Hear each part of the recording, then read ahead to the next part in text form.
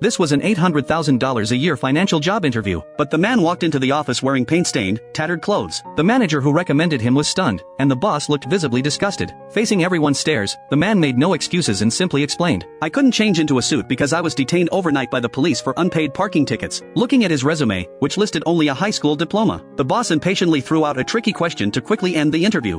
What would you say if a guy walked in for an interview without a shirt on?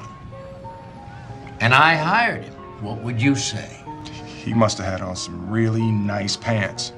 Chris's humorous answer made everyone smile, and surprisingly, he won the internship. When he learned the 6-month internship paid nothing and he'd be competing against 19 top graduates for the only full-time position, his heart sank. For a homeless, jobless man, this was a dangerous gamble. Yet he still chose to chase his dream, because he couldn't forget the look of happiness on that stockbroker's face when he drove by in a red sports car. Chris had invested all his savings into bone density scanners, becoming the sole distributor in San Francisco. But the machines were too expensive, and no one wanted them. Financial struggles drove his wife to leave, leaving him to raise their son alone. To cut costs, he had to send his son to the cheapest daycare while he worked day and night trying to sell the scanners, yet still couldn't make ends meet. By chance, his Rubik's Cube solving skills caught the attention of the HR manager, but luck didn't last. The government seized his tax refund for unpaid parking tickets, leaving him broke. They were kicked out of their motel by the landlord. On their most desperate night, father and son slept in a subway bathroom. Chris propped his foot against the door, cradling his sleeping son in his arms. The next day, they moved into a church shelter, forcing Chris to race between work and lining up for a bed each night. At his lowest point, Chris chose to sell his blood and used the money to buy the damaged parts for the scanner. That night, he went to the hallway alone to repair the scanner. The kind doctor bought the scanner as promised, and the $250 income was enough to keep him from feeling anxious for the next month.